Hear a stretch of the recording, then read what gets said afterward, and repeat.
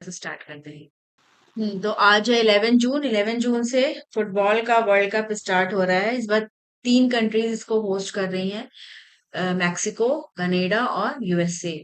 और जो opening match है वो मैक्सिको में होगा। और यहाँ पे एक ऑफिशियल मैस्कॉट है जो 2026 फीफा वर्ल्ड कप का। इसको लेके थोड़ा-सा अभी मतलब है, वहाँ पे क्रिटिसाइज़ कर रहे हैं जो वहाँ के सिटीज़न्स हैं। और इसमें एक्सोलॉटल लार्वा होता है, ठीक है? इसको जो है वो इन्होंने वो बनाया है। ये एक सैलेमेंडर होता है मतलब, और काफ़ी यूनिक होता है वो, इसी पार्ट में पाया जाता है। तो इसमें पर्पल, ब्राइट पर्पल कलर का जो है वो सब जगह जो है पेंटिंग वगैरह कराया गया है, जैसे कि अपने जो मैस्कॉट होते हैं कहीं भी, जैसे कोई भी प्रतियोगिता वगैरह होती है तो इसमें इस तरह की चीजें होती हैं। तो वहाँ के जो लोग हैं उनका कह रहे हैं कि मतलब बहुत वर्क नहीं हुआ है, तो इस चीज को लेके वहाँ पे थोड़ा सा है। तो हमारे लिए जैसे इम्पोर्टेंट ये रहेगा कि एक तो ये कहाँ कहाँ हो रहा है, और 2026 का जो फीफा वर्ल्ड कप है इसमें 48 टीम्स पार्टिसिपेट कर रही हैं। मेक्सिको सिटी स्टाडियो एस्टिका, ये 5 मैचेस को जो है वो होस्ट करेगा, ठीक है। और इसमें यही एक्सोटल, इसी को जो है वो रखा गया है मैस्कॉट इनका। और ये एक एम्फीबियन है जो कि क्रिटिकली इंडेंजर्ड सैलमेंडर होता है। इसका जूलॉजिकल नेम होता है एम्बिस्टोमा मैक्सिकैनम, ठीक है। और ये इसी एरिया का जो है वो नेटिव होता है। और इसकी काफी सारे यूनिक फीचर्स होते हैं, जैसे कि रीजनरेटिव एबिलिटीज होती हैं कि अगर इसको कट करो तो वो बॉडी उनका जो है वापस से जो है वो रीजनरेट कर जाती है, ठीक है। तो ये वाटर में जो है वो रहते हैं, और वहाँ के जो लोग हैं उनके लिए काफी इनका जो है वो सिग्निफिकेंस होता है। तो ये याद रखना, ठीक है। फिर इसके अलावा संगीत नाटक एकेडमी, इनका जो है वो इन्होंने 7 एमिनेंट पर्सनालिटीज को जो है वो इलेक्ट किया है अभी फेलोज की तरह पे, एकेडमी फेलोज के लिए। एकेडमी रत्न इनको कहा जाता है। और इसमें 108 आर्टिस्ट को चुना गया है डिफरेंट फील्ड से, जैसे music, dance, theatre, tribal music, puppetry, ठीक है। और इनके लिए जो है वो इनको अवार्ड दिया जाएगा। इसमें 106 यंग आर्टिस्ट को चुना गया है संगीत नाटक अकेडमी उस्ताद बिस्मिल्लाह खान युवा पुरस्कार के लिए। और अगर हम अकादमी अवार्ड्स की बात करें तो ये 1952 से जो है वो दिए जा रहे हैं। ये रिकॉग्नाइज करते हैं जो काफी बेहतरीन जो वर्क रहता है म्यूजिक के क्षेत्र में, डांस के क्षेत्र में, इनको। और ये जो एकेडमी फेलो का अवार्ड होता है, ऑनर होता है, इसमें जो है वो 3 लाख रुपीस दिए जाते हैं। साथ ही साथ जो है वो एक पर्पस मनी दिया जाता है 1 लाख रुपए का। ताम ताम्र पात्र और अंग वस्त्र भी प्रोवाइड किया जाता है। और जो उस्ताद बिस्मिल्लाह खान युवा पुरस्कार है, इसका प्राइस मनी 25,000 है, ठीक है। इसमें भी जो है वो ताम्र पात्र और अंग वस्त्र प्रोवाइड किया जाता है। संगीत नाटक अकादमी ये बना था 1952 में, आता है ministry of culture government of India के अंतर्गत, और ऑटोनॉमस बॉडी है ये, ठीक है। और इनका जो ऑनर है काफी इंडिया में जो परफॉर्मिंग आर्ट्स है इसमें हाईएस्ट जो है वो इसको कैटेगरी का माना जाता है। इसमें पहले एमएस सुब्बलक्ष्मी, रविशंकर, बिरजू महाराज, ये लोग एज अ फेलो इसमें वर्क जो है वो कर चुके हैं। फिर उस्ताद बिस्मिल्लाह खान युवा पुरस्कार, इसको 2006 में शुरू किया गया था। इसके तहत जो 40 ईयर्स से कम के जो लोग होते हैं उनको रिकॉग्नाइज करने का काम किया जाता है।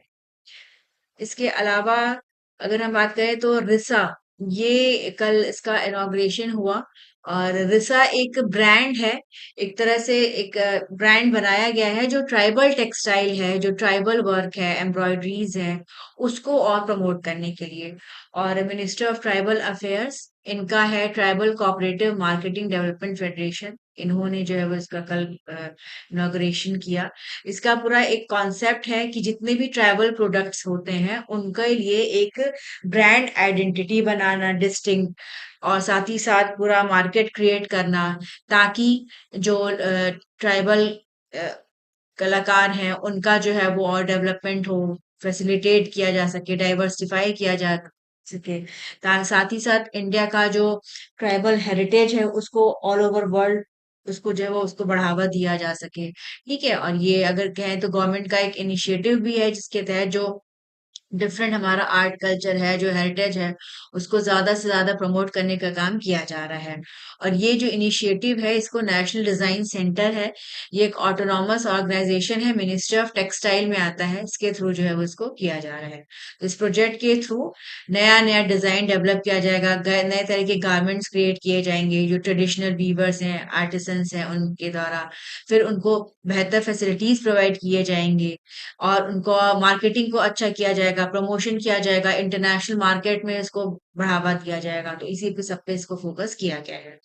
और अभी जो फर्स्ट फेज है, इसमें कुछ स्पेसिफिक हैंडीक्राफ्ट्स हैं, उनको प्रमोट किया गया है प्रमोशन के लिए। जैसे कि लोंगपी पॉटरी है, ये मणिपुर का है। तुर्कुक ब्रास कल्ट्री है, ये लद्दाख का है। धोखरा आर्ट है छत्तीसगढ़ का। ठीक है, तो इसका मार्केट आउटरीच बढ़ाने के लिए, ताकि जो आर्टिसंस हैं उनको और इनकम अपॉर्चुनिटीज जो है वो बेहतर हो सके, तो इसके लिए इसको प्रमोट किया जा रहा है। ठीक है, तो इनिशिएटिव को मतलब याद रखना। और इसका रिसा का है टाइमलेस ट्राइबल। ठीक है, तो नए तरह का ये ब्रांड बनाया गया है। फिर एजुकेशन मिनिस्ट्री, इन्होंने 3 लेटर ऑफ अप्रूवल जो है वो इशू किए हैं। 3 new foreign higher education institutions बनेंगे। उनके कैंपसेस जो हैं वो बनेंगे इंडिया में। और ये है university of Bristol, university of York और university of New South Wales. ठीक है, तो ये हमारी जो न्यू एजुकेशन पॉलिसी है 2020 की, इसका एक पार्ट है, जिसके तहत जो एजुकेशन है, जो ब्रेड उसको और ज्यादा बढ़ाया जा रहा है, इंटरनेशनलाइजेशन किया जा रहा है। मतलब जो फॉरेन की यूनिवर्सिटीज हैं वो इंडिया में अपने कैंपस बनाए, ताकि यहाँ के स्टूडेंट जो बाहर जाके फॉरेन कंट्रीज में पढ़ते हैं, तो वो यहीं पे जो है वो बेटर एजुकेशन जो है वो उनको मिल सके। इससे माना जा रहा है कि जो क्वालिटी ऑफ एजुकेशन है वो इम्प्रूव होगा, ग्लोबल पार्टनरशिप बढ़ेगी। ठीक है, लर्निंग में साथ ही साथ रिसर्च को बढ़ावा मिलेगा, इंडिया में वर्ल्ड क्लास एकेडमिक रिसोर्सेज जो हैं वो मिलेंगे। और जो नीड होती है बच्चों की कि बाहर जाके उनको पढ़ना पड़े इंटरनेशनल स्टैंडर्ड्स को वो करने के लिए, तो वो यहीं पे इंडिया में ही रह के पढ़ सकेंगे। फिर प्रधानमंत्री नरेंद्र मोदी ये longest serving elected prime minister of India बन चुके हैं। और इन्होंने 26 मई 2014 को ओथ लिया था, ऑफिस, ओथ ऑफ ऑफिस। और 10 जून 2026 का इनका जो टेन्योर है वो कंटिन्यूअस टेन्योर 4399 डेज का हो गया है। और इन्होंने प्रीवियस रिकॉर्ड, इसके पहले पंडित जवाहरलाल नेहरू का था, जो कि देश के पहले प्राइम मिनिस्टर थे, तो उनको जो है वो पीछे छोड़ दिया है। और पंडित जवाहरलाल नेहरू का जो पूरा टेन्योर था वो 4398 डेज का था। और ये सबसे पहले ओथ लिया था इन्होंने as an elected prime minister 13 May 1952। और उसके बाद ये 27 मई 1964 तक जो है वो एज ए पीएम इन्होंने काम किया था। और तो मतलब ये इलेक्टेड प्रेसिडेंट प्राइम मिनिस्टर की बात हो रही है। अगर हम इलेक्टेड के अलावा का जो और टेन्योर अगर कर लें, तो उसके पहले भी जवाहरलाल नेहरू उन्होंने काफी टाइम तक एज ए पीएम सर्व किया था, 1947 के बाद से। लेकिन ये चूंकि इलेक्शन सबसे पहले 1951 में हुए थे, तो उस तरह से इसको पूरा जो है वो काउंटिंग किया गया है। फिर अभी एक न्यू असेसमेंट, एक न्यू रिपोर्ट आई है। ये indicators of global climate study है। और इन्होंने कंफर्म किया है कि जो 2025 था वो थर्ड वार्मेस्ट ईयर रहा ऑन रिकॉर्ड। ठीक है, जबकि काफी सारा ग्लोबल जो है वो वर्क हो रहा है, अटेंशन है कि क्लाइमेट चेंज को कैसे कम किया जाए। ठीक है, और ये स्टडी जो है ये जर्नल है अर्थ सिस्टम साइंस डेटा, इसमें पब्लिश हुआ है। और इसमें बताया है इन्होंने कि हाईएस्ट वार्मिंग था 2025 में 1.37 डिग्री सेल्सियस का था। ठीक है, जो कि बेस लाइन से काफी ज्यादा है। और इनकी जो IGCG जीसी है, इनकी फर्स्ट जो पब्लिश हुआ था रिपोर्ट, ये 2023 में हुआ था। कि ये इंडिपेंडेंट इंटरनेशनल ग्रुप है, इसमें कई सारे जो साइंटिस्ट हैं कंट्रीब्यूट करते हैं। साथ ही साथ inter governmental panel on climate change है, उसके लोग इससे जुड़े हुए रहते हैं।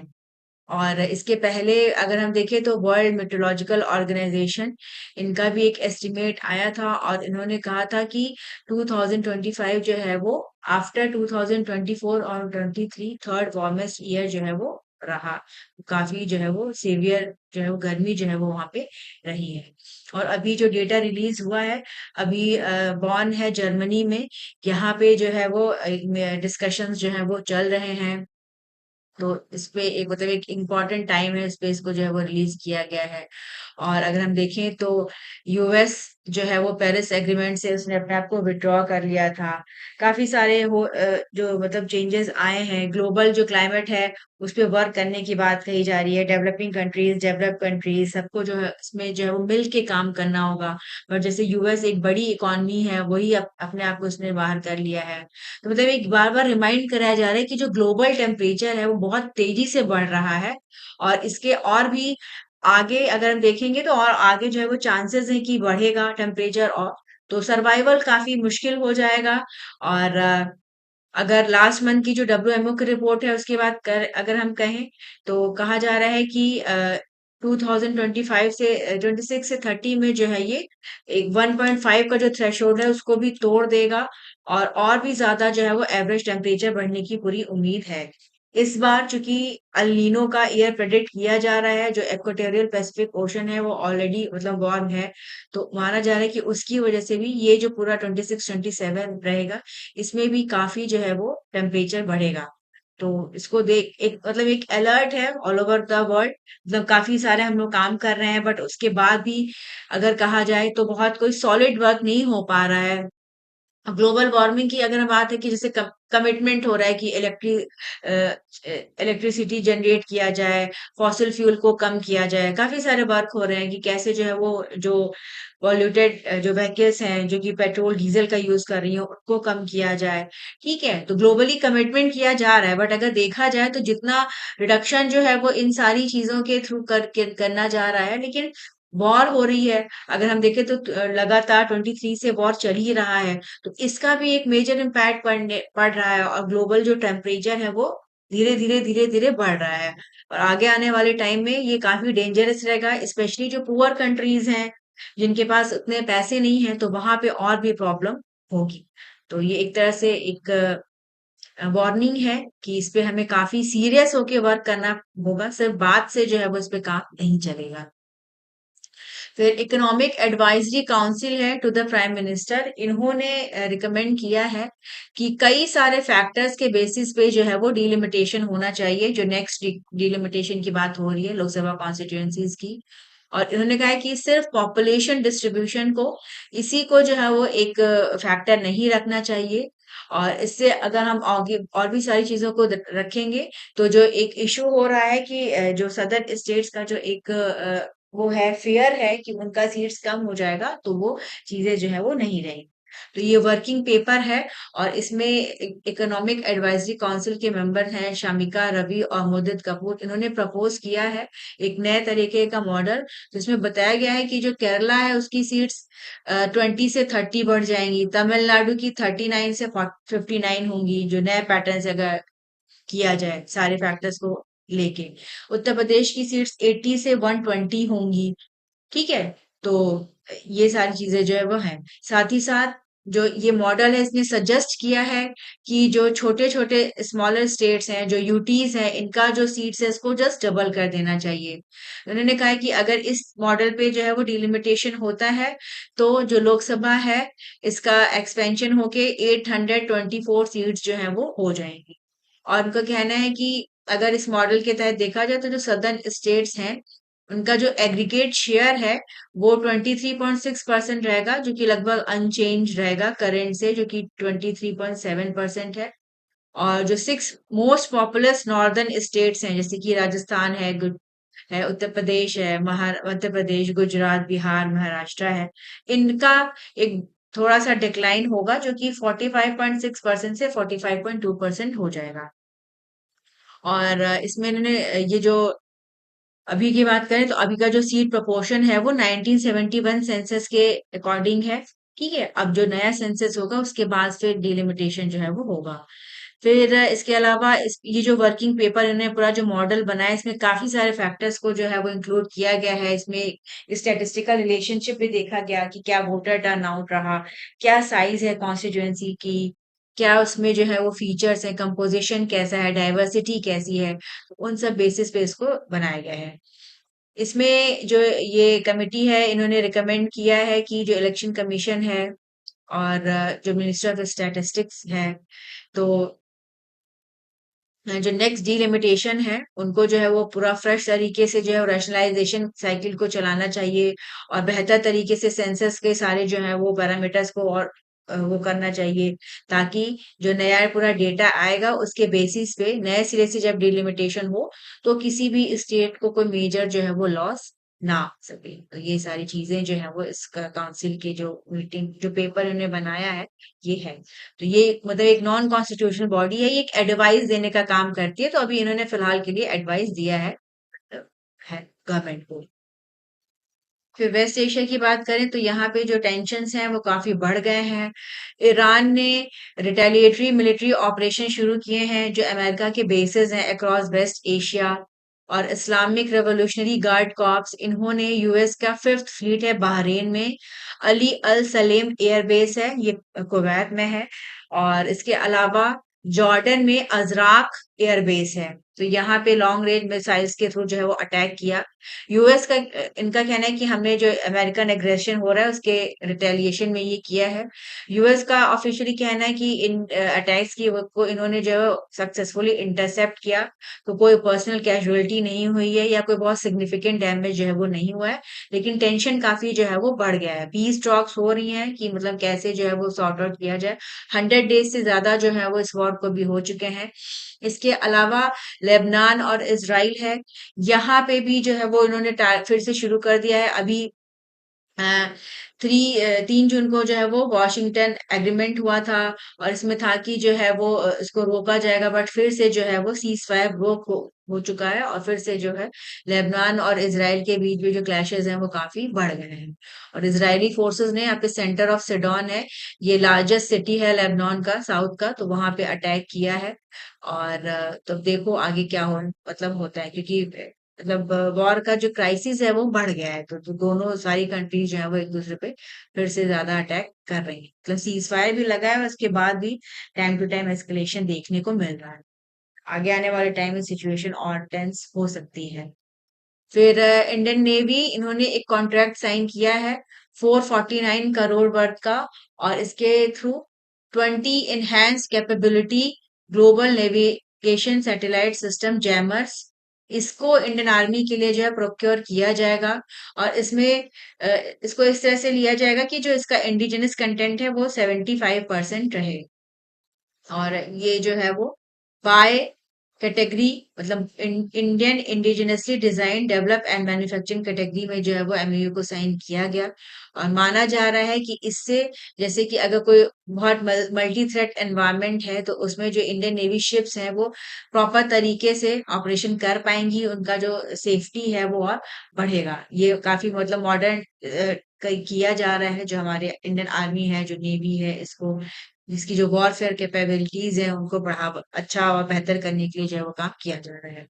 और ग्लोबल नेविगेशन सैटेलाइट सिस्टम, ये satellite based navigation navigation system है जो कि जैसे कि यूएस का जीपीएस है, ग्लोनोस है, रशिया का गैलीलियो है, ईयू का, तो इन्हीं सब के बेसिस पे ये इसको बनाया गया है। ठीक है।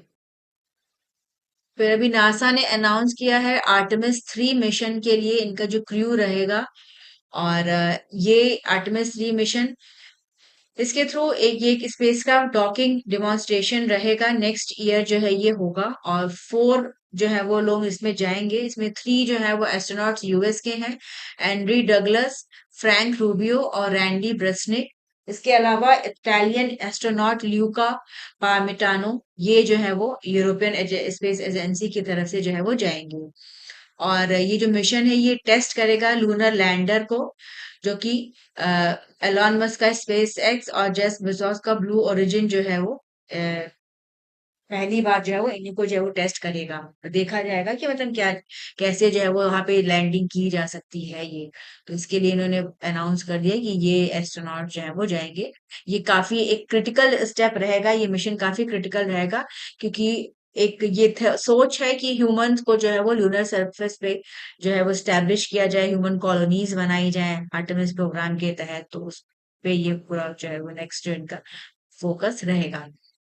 आर्टेमिस प्रोग्राम की अगर हम बात करें तो ये अपोलो का ट्विन सिस्टर है ग्रीन माइथोलॉजी में, और इसका जो एम है वो यही है कि एक सस्टेनेबल ह्यूमन प्रेजेंस को बनाना मून पे लेट 2020s या अर्ली 2030s तक। आर्टेमिस 1 ये 2022 में लॉन्च हुआ था। ये अनक्रूड टेस्ट फ्लाइट था स्पेस लॉन्च सिस्टम रॉकेट और ओरियन स्पेसक्राफ्ट का। फिर आर्टेमिस 2 अभी इसमें हुआ था 26 में। इसमें जो है वो ऑर्बिट करके आए थे, और नेक्स्ट जो है ये आर्टेमिस 3 जो है वो जाएगा, एक ये लैंडिंग का काम जो है वो करेगा। ठीक है। फिर मिनिस्टर ऑफ स्टेट है for skill development and entrepreneurship and education. इन्होंने 14 इंडियन स्किल वर्कर्स का इनका जो है वो डिपार्ट किया मॉरिशस के लिए। ये government to government labour mobility framework है, और ये इंडिया और मॉरिशस के बीच में इस्टेब्लिश किया गया है। ये एक ऐसा फ्रेमवर्क है जिसके तहत जो आपका दोनों कंट्रीज के बीच में जो वर्कर्स हैं उनकी जो कैपेसिटी है उसको और बेहतर करने के लिए, साथ ही साथ उनका जो लीगल प्रोटेक्शन है उसको बेहतर करने के लिए, वर्किंग कंडीशन को बेहतर करने के लिए जो है ये किया गया है। ठीक है, तो यहाँ से जो है कैंडिडेट्स को सेलेक्ट किया गया है, 14 कैंडिडेट्स को, और ये जाएंगे और ये फंक्शन करेंगे एट सुपर यू मॉरिशस, जिसमें रिटेल ऑपरेशंस में, इन्वेंट्री मैनेजमेंट में, कस्टमर सर्विस, फूड प्रिपरेशन, इन सब में ये काम करेंगे, साथ ही साथ इलेक्ट्रिकल मेंटेनेंस। और इसके लिए डिफरेंट डिफरेंट स्टेट से जो कैंडिडेट्स हैं इनको पूरा सेलेक्ट किया गया है। और इसमें 6 कैंडिडेट यूपी के हैं, 2 हैं बिहार और हिमाचल प्रदेश के, 2 फिर मणिपुर, राजस्थान, हरियाणा, पंजाब, यहाँ से एक एक लोगों को जो है वो लिया जाएगा, तो इनको भेजा गया है।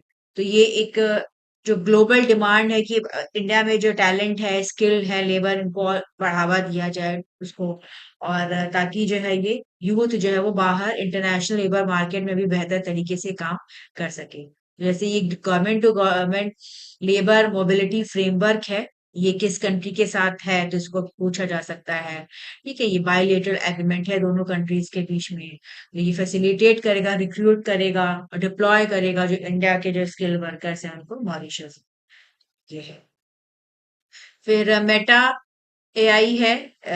मेटा है कंपनी, ये फेसबुक की पेरेंट कंपनी है। इन्होंने अनाउंस किया कि ये first AI enabled data centre establish करेंगे इंडिया में, और ये जो है ये रिलायंस इंडस्ट्री के साथ इनका एग्रीमेंट हुआ है। ये 168 मेगावाट कैपेसिटी का एक डेटा सेंटर जामनगर में बनेगा, गुजरात में। ठीक है। और तो माना जा रहा है कि इंडिया में एक वर्ल्ड क्लास इंफ्रास्ट्रक्चर को बनाने के लिए और एआई कैपेसिटीज को बेहतर करने के लिए है जो है ये इन्वेस्टमेंट किया जाएगा। ठीक है, माना जा रहा है कि इससे एआई इंडिया का जो है वो बेहतर होगा, लॉन्ग टर्म इन्वेस्टमेंट इसको माना जा रहा है, इकोनॉमी के लिए इसको जो है वो बूस्ट देगा। मेटा जो है वो फेसबुक, इंस्टाग्राम, व्हाट्सएप इनकी जो है वो पेरेंट कंपनी।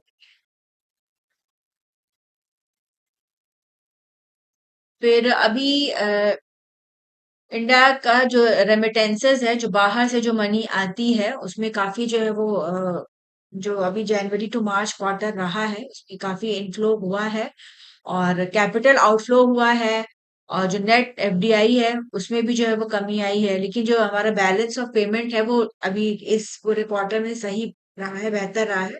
और इसकी वजह मानी जा रही है कि जो रेमिटेंसेस हैं, जो इंडियंस हैं जो बाहर वर्क करते हैं, वहां से काफी पैसा आया है। और ये फर्स्ट क्वार्टर में 26 का $31.07 बिलियन जो है वो रहा है, जो कि लास्ट 13 ईयर्स में हाईएस्ट है। और ये ईयर ऑन ईयर जो ग्रोथ है ये 34% है। ये आरबीआई का डेटा जो है उन्होंने भी प्रोवाइड किया है। और इन्होंने बताया है कि जो फुल फाइनेंशियल ईयर रहा लास्ट ईयर 25-26 का, इसमें जो इंडियन वर्कर्स हैं जो कि बाहर सेटल हैं उन्होंने रिकॉर्ड 110.47 बिलियन ये वापस से जो है वो इंडिया में भेजा, और जो कि 24-25 के कंपैरिजन में 26% ज्यादा था।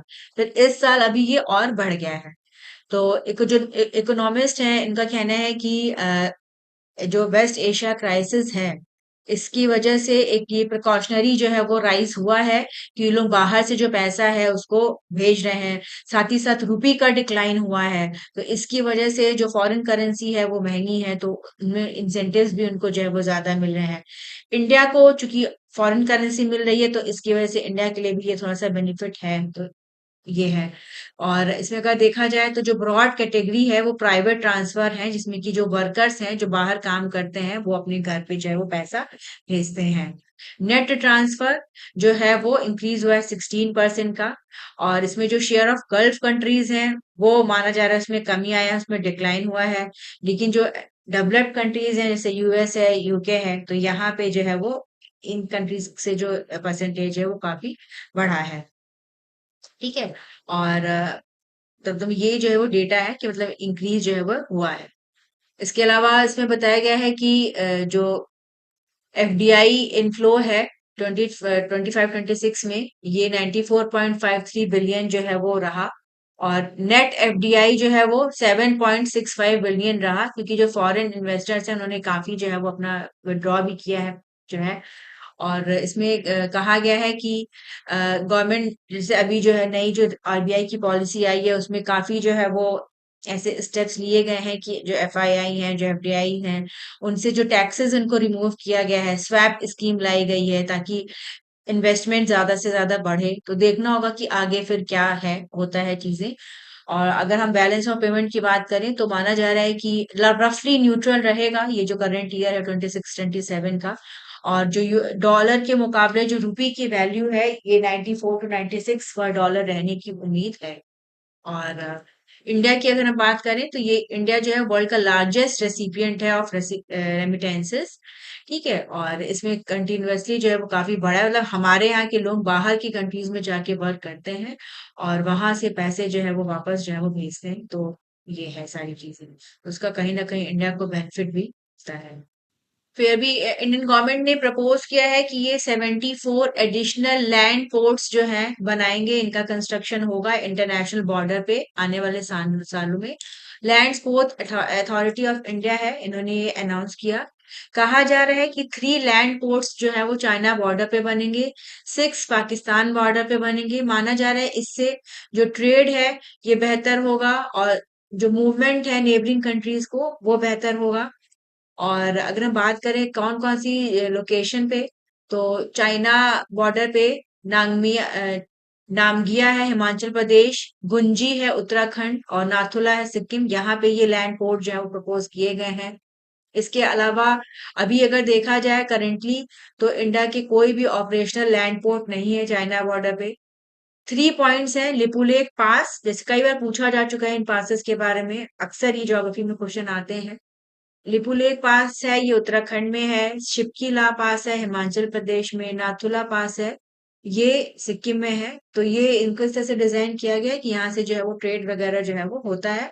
फिर भी कोविड के टाइम में इसको सस्पेंड भी कर दिया गया था, तो अब नए तरीके से जो है वो पोर्ट्स लैंड पोर्ट्स बनाने की बात जो है वो कही जा रही है। इसके अलावा पाकिस्तान बॉर्डर पे तीतवाल, अदूसा, चंकांदा बाग, इन सब जगहों पे जो है ये बनाया जाएगा। अटारी रेलवे स्टेशन हुसैनी वाला है पंजाब में, यहाँ पे भी जो है वो पोर्ट्स बनाए जाएंगे।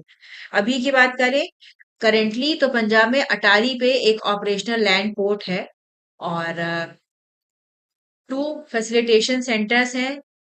सलामाबाद है ये उरी में पड़ता है, बारामूला डिस्ट्रिक्ट में, और चक्कंदा बाग है ये पूंछ डिस्ट्रिक्ट में है। तो यहाँ पे जो है वो अभी था, बट यहाँ पे भी जब पुलवामा अटैक हुआ था तो उसके बाद से सस्पेंड जो है वो ये पूरा चल रहा है। तो जो माना जा रहा है कि जो नए लैंड पोर्ट्स बनेंगे इनको पूरा प्लानिंग किया जा रहा है, इससे ट्रेड के लिए और फैसिलिटेशन होगा, रीजनल कनेक्टिविटी बढ़ेगी, इकोनॉमिक इंटीग्रेशन भी और बेहतर होगा। और land ports authority of India ये स्टैब्लिश हुआ था under land ports authority of India act 2010 के तहत, जिसके तहत जो इंटीग्रेटेड चेक पोस्ट बनेंगे इंडिया का जो लैंड बॉर्डर है वहां पे उनको प्रॉपर तरीके से डेवलप किया जाएगा, मैनेज किया जाएगा, ऑपरेशनल बनाया जाएगा, ताकि जो नेबरहुड एक मतलब इंडिया का एक जो ब्रॉडर इनिशिएटिव था कि नेबरहुड फर्स्ट पॉलिसी, ट्रेड को बढ़ावा दिया जाए। ठीक है। कंट्रीज के भी इंफ्रास्ट्रक्चर को मॉडर्न किया जाए ताकि चीजें जो है वो बेहतर हो, रिलेशंस और बेहतर रहे, तो उसके लिए इसको जो है वो बनाया गया था। फिर अभी एक असेसमेंट है NISE का। ये है national institute of solar energy. ये एक ऑटोनॉमस इंस्टीट्यूट है under ministry of renewable energy. इनका रिपोर्ट आया है, तो इन्होंने कहा कि इंडिया के जो रिजर्वायर हैं, ये इनसे करीब 102 गीगावाट का फ्लोटिंग सोलर कैपेसिटी जो है वो ये होस्ट कर सकते हैं, इन पे बन सकता है। एक पुराना इन्होंने एक असेसमेंट किया है, और ये रिपोर्ट है, इसका टाइटल है solar PV potential of India, floating solar frames, panel और वाटर। ठीक है, तो जैसे कि अभी क्या हो रहा है कि जो लेक्स पे, और जैसे जो चाइना है वो ओशन पे जो है ये सोलर पैनल्स को लगाया जा रहा है, ताकि वहां से भी एनर्जी का जनरेट जो है वो किया जाए। और इंडिया का जो इंस्टॉल सोलर कैपेसिटी है वो 100 गीगावाट है, मतलब ये काफी बढ़ गया है। इसको और बेहतर करने पे जो है वो काम हो रहा है। इंडिया का एम है कि हम जो है वो नेट जीरो इकोनॉमी बने, ज्यादा से ज्यादा प्रोडक्शन करें। तो इसी के लिए इसको जो है वो पूरा असेसमेंट किया गया कि कैसे जो लेक्स हैं इन पे जो है वो ऐसी फैसिलिटीज को जो है वो बनाया जा सकता है, ताकि जो एनर्जी जनरेशन है वो और बेहतर हो। तो इसमें ये एग्री फोटोवोल्टाइक्स है। इसके थ्रू जो है वो फार्म बेड्स जो है वो बनाए जाते हैं, सोलर पैनल्स को पूरा बनाया जाता है। तो इन्होंने पूरा एस्टिमेट किया है कि इसकी भी काफी क्षमता है। और इंडिया के डिफरेंट वाटर बॉडीज पे इन्होंने पूरा जो है वो एक एस्टिमेशन किया। इन्होंने कहा 6 जो है वो जियो special filters, lakes and reservoir हैं। ठीक है, इनका जो एरिया है वो 10 हेक्टेयर से ज्यादा का है, और इनसे जो है वो काफी जो है वो एनर्जी प्रोड्यूस किया जा सकता है। फिर इन्होंने कहा कि उड़ीसा का जो हीराकुड रिजर्वायर है, ठीक है, इसकी कैपेसिटी काफी है। और इसके अलावा महाराष्ट्र में, मध्य प्रदेश, कर्नाटका, तेलंगाना, इन सब में जो है वो बल्क में इंस्टॉलेशन किया जा सकता है, और उससे जो है वो काफी एनर्जी जनरेशन होगा। इंडिया का जो फ्लैगशिप एक इनिशिएटिव है फ्लोटिंग सोलर पार्क, ये ओमकारेश्वर में बन रहा है, और ये नर्मदा रिवर पे है, खंडवा डिस्ट्रिक्ट में। इसकी जो कैपेसिटी है ये 278 मेगावाट है, और ये कंट्री का लार्जेस्ट, मतलब अभी जो है ये सोलर पार्क जो है वो बन रहा है, और इसको और बढ़ा के 600 मेगावाट जो है वो किया जाना है। ठीक है, ग्लोबली अगर हम बात करें तो 2024 में जो फ्लोटिंग सोलर था एनर्जी, ये 9.6 गीगावाट रहा। 90% जो है वो इसमें एशिया में ही रहा। चाइना जो है वो इसमें लीड कर रहा है, और चाइना का जो प्योंग लेक है, यहाँ पे 120 मेगावाट का प्लांट इंस्टॉल किया गया है। इसके अलावा सिंगापुर में तेंगजेंग रिजर्वायर टेस्ट बेड है, इसका भी परफॉर्मेंस काफी अच्छा रहा है। नीदरलैंड में भी जो है वो इस तरह का जो है वो लेक पे जो है वो फैसिलिटी बनाई जा रही है। मतलब हमारा एम है कि नॉन फॉसिल फ्यूल बेस्ड जो इलेक्ट्रिसिटी जनरेशन है उसको बेहतर किया जाए और बढ़ावा दिया जाए। तो उसी के लिए ये सारी चीजें जो है वो हैं। तो जैसे अब ओमकारेश्वर में जो बन रहा है, ये पूछा जा सकता है कि कहाँ पे इंडिया का लार्जेस्ट अभी फ्लोटिंग सोलर पार्क जो है वो बन रहा है, फ्लैगशिप इनिशिएटिव है। इसके अलावा और जगहों पे भी अभी जो है वो चीजें बनेंगी। अभी चूंकि प्रधानमंत्री के 12 साल जो है वो कंप्लीट हो चुके हैं, ये लॉन्गेस्ट सर्विंग प्राइम मिनिस्टर बन चुके हैं। तो अभी यूनियन कैबिनेट ने काफी सारे डिसीजन लिए, और इसमें जो है वो फेज 2 बनेगा अहमदाबाद मेट्रो रेल प्रोजेक्ट का, इसको जो है वो अप्रूव किया गया। इसके थ्रू 5 स्टेशन जो है वो बनेंगे, एलिवेटेड स्टेशन बनेंगे, साथ ही साथ 1 अंडरग्राउंड स्टेशन बनेगा। ऑपरेशनल होने के बाद से बताया जा रहा है कि जो पब्लिक ट्रांसपोर्टेशन है वो काफी बेहतर और हो जाएगा। और अभी जैसे आने वाले टाइम में कॉमनवेल्थ गेम्स होने हैं 2030 में वहां पे, तो इससे जो है वो चीजें बेहतर होंगी।